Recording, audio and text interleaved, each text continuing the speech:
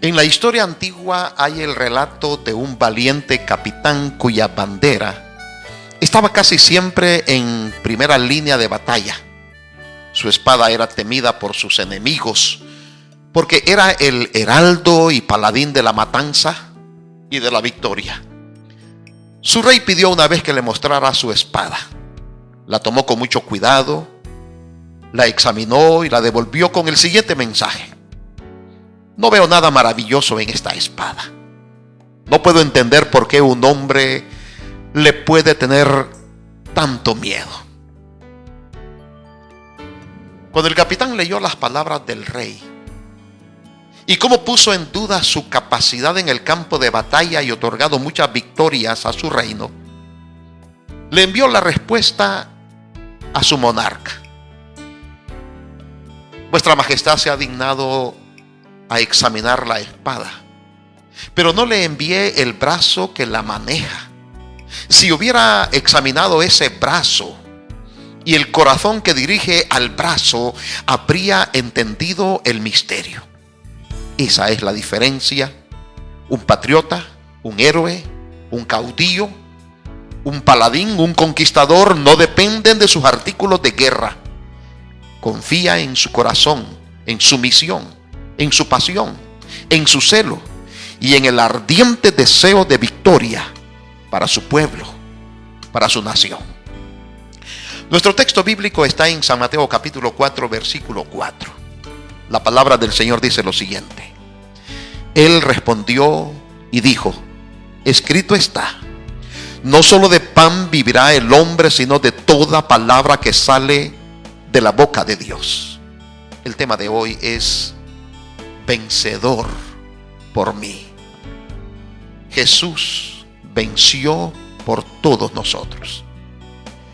Cuando Jesús salió al desierto de Judea y estuvo allí durante 40 días y sus noches para orar y reflexionar acerca de la obra que le esperaba y la misión de su ministerio terrenal como el Salvador del mundo, nos resulta difícil tener una noción clara y personal de lo que eso significa.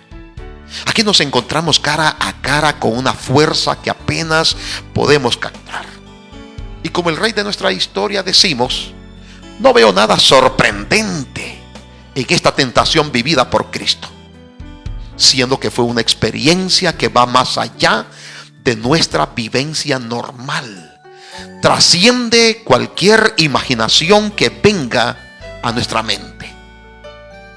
Va más allá de cualquier explicación humana. Pero la razón clara para esta ida de Jesús al desierto fue aparentemente para ser tentado.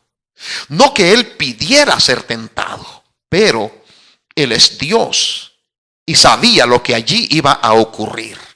San Mateo capítulo 4 versículo 1 dice: entonces Jesús fue llevado por el Espíritu al desierto para ser tentado por el diablo.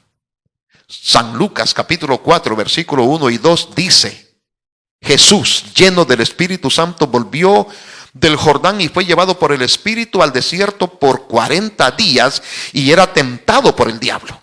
El diablo estaba cerca, deseoso en destruir a Jesús. Lo mismo que ocurre con todos nosotros. El diablo anda como león rugiente buscando a quien devorar. Debemos de saber eso. El enemigo usa como ocasión el hambre extrema de Cristo, producto de un ayuno de 40 días, para asestar su golpe mortal: la duda, una cuña que quiebre la confianza entre Jesús y su Padre, para romper la intensidad de su caminar entre él y Dios. El enemigo intenta incursionar en la cercana intimidad de ambos diciendo lo siguiente: si eres hijo de Dios. San Lucas 4:3. El diablo pensó que la duda sería el arma segura para hacer pecar a Jesús, pero no. Esa unidad eterna no podía ser violentada. Por siempre Jesús y su Padre habían sido uno por toda la eternidad. Para comprender lo que allí estaba en juego, necesitamos recordar la condición singular de Jesús en todo el esquema del plan de la salvación. Jesús era y es el inmaculado Hijo de Dios.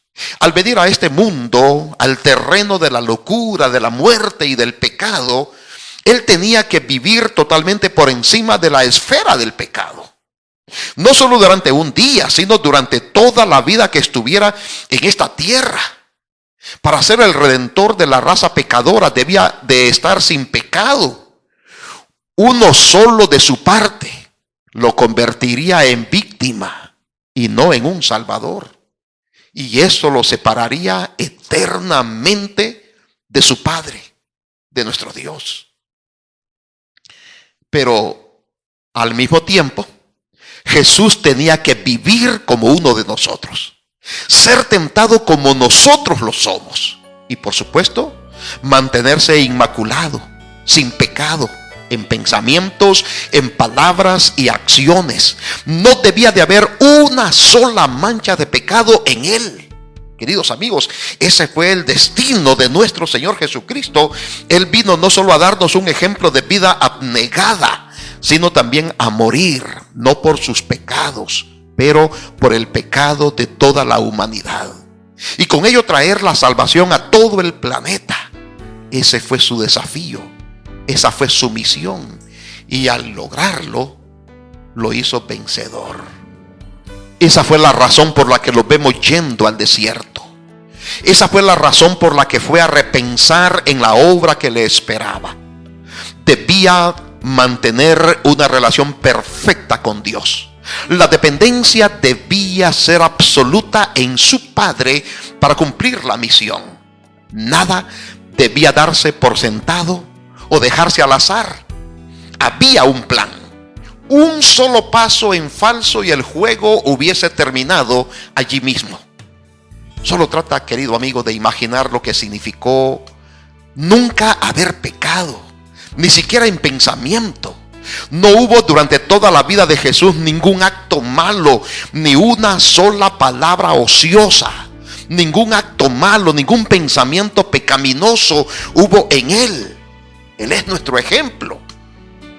Siendo tentado, fue el inicio del ministerio de Jesús como Salvador del mundo. Pero, queridos amigos, toda su vida fue una lucha. Fue una persecución de parte de hombres y de seres espirituales y del diablo. Note lo que dice San Lucas, que el diablo lo dejó por un tiempo. Dice la palabra del Señor. Y cuando el diablo hubo acabado toda tentación, se apartó de él por un tiempo. 4:3 de San Lucas.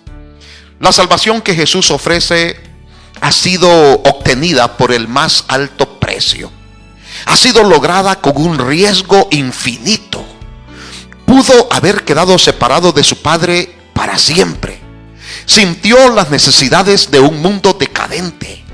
Sufrió la muerte, pero su victoria cumbre fue su resurrección.